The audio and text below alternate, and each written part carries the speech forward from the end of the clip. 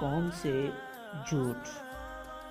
علامہ ابن قیم رحمۃ اللہ علیہ نے اپنی کتاب مفتاح دار السعادہ میں اس واقعہ کا ذکر کیا ہے۔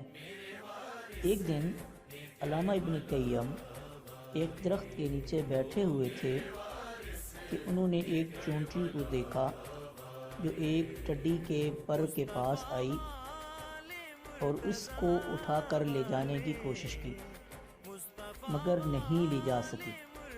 کئی بار کوشش کے بعد اپنے کیمپ یعنی بل کی طرف دوڑی۔ تھوڑی ہی دیر میں وہاں سے چونٹیوں کی ایک فوج لے کر نمودار ہوئی اور ان کو لے کر اس جگہ آ گئی جہاں پر ملا تھا۔ گویا وہ ان کو لے کر پر لے جانا چاہتی تھی۔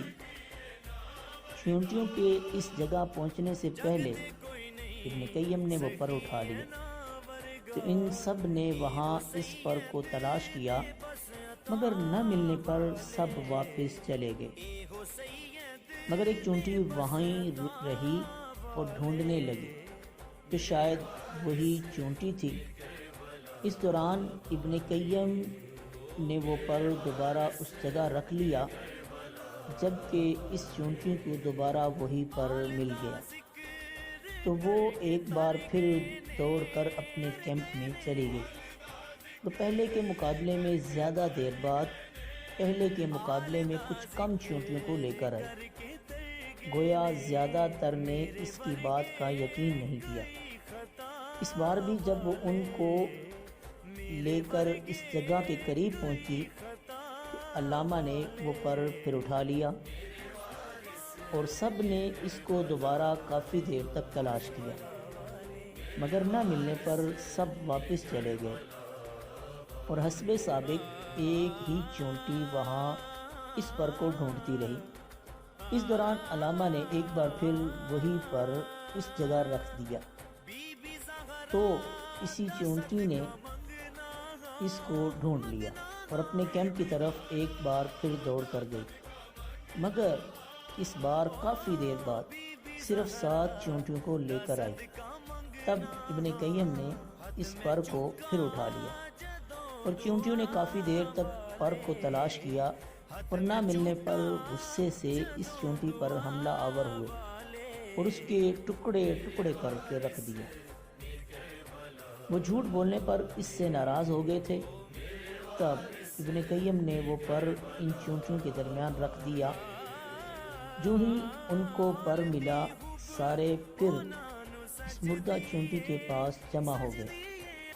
گویا وہ سب افسردہ اور شرمندہ تھے کہ انہوں نے اس بے گناہ کو قتل کیا۔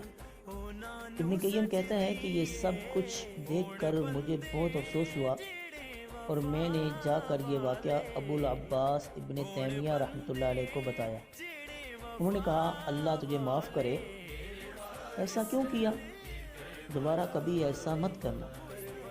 سبحان اللہ، جھوٹ سے نفرت فطرت کا حصہ ہے۔ کیڑے مکوڑے بھی جھوٹ سے نفرت کرتے ہیں اور قوم سے جھوٹ بولنے پر سزائے موت دیتے ہیں۔ آج ہم نے جھوٹ کو اپنا وتیرہ بنا لیا ہے۔ جھوٹ کے بغیر ہم بات ہی نہیں کر سکتے۔ کیا ہم ان حشرات سے بھی گزرے ہوئے ہیں؟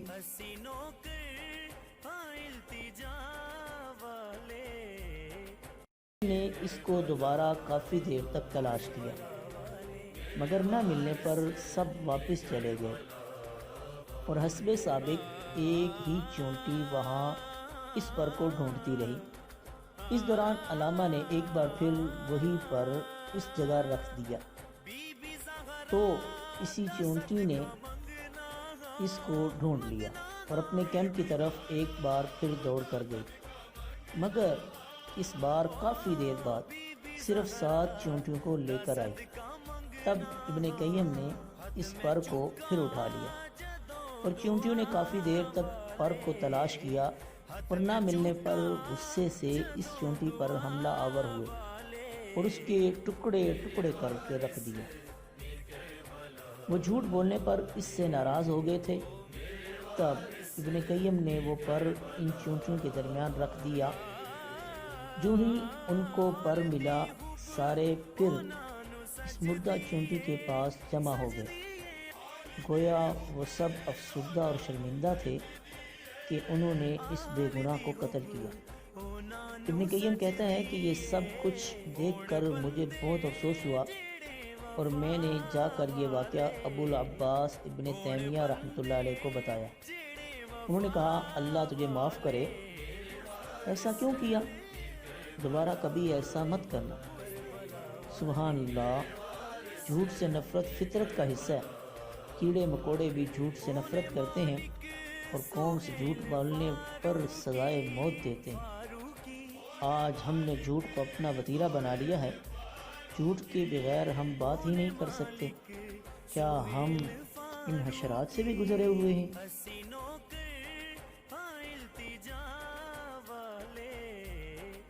ان کو پر ملا، سارے پھر اس مردہ چونٹی کے پاس جمع ہو گئے۔ گویا وہ سب افسردہ اور شرمندہ تھے کہ انہوں نے اس بے گناہ کو قتل کیا۔ ابن قیم کہتا ہے کہ یہ سب کچھ دیکھ کر مجھے بہت افسوس ہوا، اور میں نے جا کر یہ واقعہ ابو العباس ابن تیمیہ رحمۃ اللہ علیہ کو بتایا۔ انہوں نے کہا اللہ تجھے معاف کرے، ایسا کیوں کیا؟ دوبارہ کبھی ایسا مت کرنا۔ سبحان اللہ، جھوٹ سے نفرت فطرت کا حصہ ہے۔ کیڑے مکوڑے بھی جھوٹ سے نفرت کرتے ہیں اور قوم سے جھوٹ بولنے پر سزائے موت دیتے ہیں۔ آج ہم نے جھوٹ کو اپنا وتیرہ بنا لیا ہے۔ جھوٹ کے بغیر ہم بات ہی نہیں کر سکتے۔ کیا ہم ان حشرات سے بھی گزرے ہوئے ہیں؟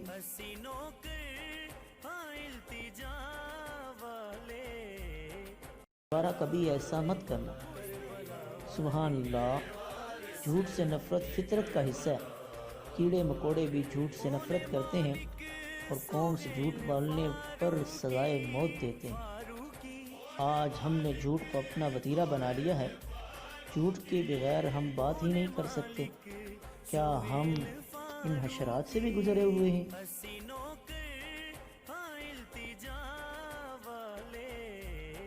ہم نے جھوٹ کو اپنا وتیرہ بنا لیا ہے۔ جھوٹ کے بغیر ہم بات ہی نہیں کر سکتے۔ کیا ہم ان حشرات سے بھی گزرے ہوئے ہیں؟